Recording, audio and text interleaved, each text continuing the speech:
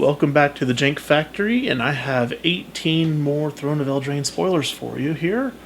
And from the looks of it, we're probably going to get a few more coming on Monday, but I don't think we'll be getting any more tomorrow evening. Might get some during the day. So All That Glitters was spoiled 10 hours ago, according to MTG Salvation. All That Glitters, 2 mana, enchantment, white. Enchanted creature gets 1/1 for each artifact and or enchantment you control. Super strong. You put this on Swiftblade Vindicator and Boros, or the 1/1 with Double Strike that was reprinted from Theros Block and M20, and you've got 4 damage right there. And then as you add more artifacts and enchantments to the battlefield, it just gets better and better and better. That's a solid card. It'll see a lot of play on Brawl and Commander as well, I think. Shining Armor, Artifact Equipment, 2 mana white, Flash Speed, so probably does something defensive. When Shining Armor enters the battlefield, attach it to a knight you control. So it auto equips to a knight and gives it +0/+2 in Vigilance and can be re-equipped for 3. That's pretty solid. It's a good combat trick to flash in and maybe boost up some creature that has All That Glitters on it, so that's pretty cool. Animating Fairy, 3 mana for a 2/2 flyer, sorcery, adventure, bring to life, animate an artifact, and put 4 1/1 counters on it. So that's cool. It can turn your Wand of Vertebrae or whatever you might be playing into a 4/4 creature on turn 3. That's pretty solid. Corridor Monitor, 2 mana blue, 1/4, big ol' butt. Enters the battlefield, untap an artifact or creature. So you attack in, play the second main, untap a creature, keep it back on defense, tap an artifact for an ability, bring this in, untap that artifact, be able to use that ability again. Seems good. Also Big Butt.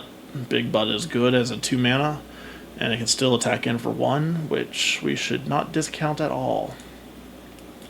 Frogify, enchantment, blue, 2 mana. Enchanted creature loses all abilities and is a blue frog creature with base power and toughness 1/1, and loses all other card types and creature types. That's amazing. That's a great way to stop creatures that have strong static abilities. It's a way to slow down like elementals from drawing their entire deck with Risen Reef and all that as well. I like that. There's a lot of other applications for this. It's a lot like Kasmina's Transference or Kasmina's Transmutation, whatever it's called, from War of the Spark. So we have 2 options for that now, and we could probably build a really solid blue-white prison deck now, and that's pretty exciting because you have that spirit that has the 1-turn effect of having basically tax on attacking with each creature, so that's pretty good. Maybe even go Bant and run Chulane, because he's amazing too, and you can make a pretty solid prison deck and be able to reuse a couple of different abilities and things along the way, so that's pretty good. Bell of the Brawl, 3 mana, 3/2, knight, black, menace. Whenever it attacks, other knights get +1/+0 until end of turn. So knight battle cry with menace. I have to say it's a pretty bad pun. Bell of the Ball, Bell of the Brawl. Plus the connection of Bell to the Beast and Beauty and the Beast and everything. Just like that Corridor Monitor from earlier. It's like the animated stuff from the Beast's Castle. But Bell of the Brawl. Like, I'm not a pun guy. I know other guys love puns. It's just not... it's not me. But the card itself looks pretty mechanically solid. 3 mana, 3/2 with Menace is great, is a relevant creature type. Whenever it attacks, it gives battle cry to your other knights that are attacking. So there's a lot of flexibility in what you can do there. Let's see what's up next. Flaxen Intruder. This must be different artwork because didn't we see her earlier? I know this card's been floating around a lot. I may be misremembering. Let's see. Okay. Yeah, there it is. Flaxen Intruder from 2 days ago. So we don't need to necessarily go over this card again. This looks like it's probably the standard art that you would find in packs, and this is going to be your extra special art that you can get. So that's pretty cool. I think I saw Lovestruck Beast further up. So this is the special art for Lovestruck Beast. And this is the standard art for Lovestruck Beast. I like both artworks. Obviously, it's much nicer. Much nicer, you know, vine work and everything on the special ones. But overall, still pretty good. Keeper of Fables, three colorless, 2 green for a cat, 4/5. Whenever one or more non-human creatures you control deal combat damage to a player, draw a card. I like it. I have played with this card in the Brawl event on Arena, and it is pretty solid overall, and I'm quite pleased with its performance so far. So we'll see if that might be something that can translate to standard or not. Let's go over Lovestruck Beast, Rosethorn Acolyte, another adventure. This one was also in the Chilean deck. 3 mana Elf Druid for 2/3 power toughness is not bad. Taps for any color, so that's good. And the sorcery allows you to mana fix and tap for any color as well, so that's a good enabler for multicolor decks. This is the standard Garruk, Gukuk, Cursed Huntsman artwork. And we had him back here in the special frame. I like how the special frame is here and you got the wolf in the background here. But what I do like about this is he looks more menacing to me, with the axe coming in towards you with the wolf by his side. Inspiring Veteran, 2 mana Night Lord, uncommon, 2/2 gives other knights 1/1. Enough said on that one, I think. Unfortunately, I'll be seeing that in standard a lot, I think. Savvy Hunter, 3 mana, 3/3, Golgari colors, human warrior. Whenever it attacks or blocks, create a food token, and you can sacrifice 2 food to draw a card. Ooh, I like this hunter. I like this hunter a lot. That's another piece to the Gilded Goose Oko food deck right there. Some repeatable card advantage. Gives you extra food tokens so that you can do whatever you need to with those. I like that a lot. It's uncommon. That's like a top draft pick for me right there, and I'm looking forward to seeing a couple of those possibly during the pre-release during Sealed. That's nice. Savvy Hunter is very nice. A lot better than Leyline Prowler. Although I do like the Death Touch in lifelink. Shine Chaser. Oh, that's a cute little fairy. 3 mana, Azorius colors for a 1/1 with Flying and Vigilance. That gets +1/+1 if you have an artifact, and +1/+1 if you have an enchantment. So potentially a 3 mana, 3/3 flyer with Vigilance. That's strong.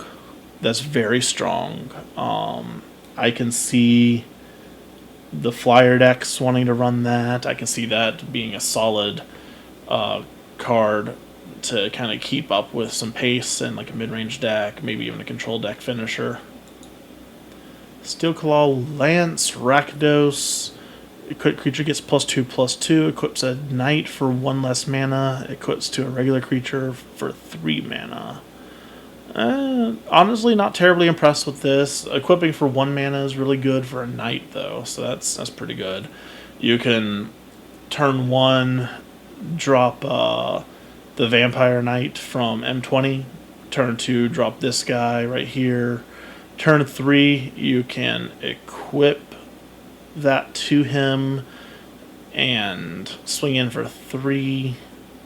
I mean, that's pretty solid, and could even potentially have the mana to do a shock or something and trigger the 4 life loss and get that extra counter on him too. And then after that, the counters just keep coming. Arcanist Owl. 4 mana Azorius 3/3 artifact bird. Flying. When it enters the battlefield, look at your top 4, reveal an artifact or enchantment from among them and put it into your hand, and then put the rest on the bottom of your library in random order. So that's good. I mean, that fits the darn Azorius or Bant Prison deck right there. You play that, you dig for an artifact or enchantment that can help you out there, maybe like a Rule of Law or I don't know. There's lots of options, but Rule of Law comes to mind first and foremost. And then you've got Prison Realm, a few other pretty good targets for it. I like that. And it's pretty well costed for a 3/3 flyer as well. Taste of Death. Awesome. Poison Apples. Hello, Snow White. 6 mana, sorcery black. Each player sacrifices 3 creatures. You create 3 food tokens. Oh. That's nice. I see that fitting really well into a deck that runs Liliana's Red Horde General. Really, really well, actually. Because you can drop this, clear the board of 3 creatures, and then if you absolutely have to, you can minus Liliana the next turn after you drop her and clear out 2 more creatures, possibly draw some cards off of her trigger, and creating 3 food tokens so that you have artifacts on the board, things that can gain you life back late game. I like it. I like it a lot. I can see that as like a one of along with Thought Distortion and a good control deck. Command Tower, absolutely useless in Standard unless there is some new rule where you can tap it for any 1 mana in your deck's color identity. It'd be nice to have a 5 mana land in a Mizzet Reborn deck, but I know they're not going to do anything like that. So, 18 new spoilers. A lot of really good stuff. Looks like a lot of it's come from the command or Brawl decks that we've been playing on Arena. So I've seen a few of these already. I had not seen the Savvy Hunter yet, and I really like that card a lot. That is really nice. Well, that's where we'll leave it off for now because I doubt there's any more. We'll give it a quick refresh. Nope. Alright, well, I will be back with you and get you some more spoilers coming out next time I see a bunch of them. Thank you for stopping by, do the whole YouTube thing, and happy magicking.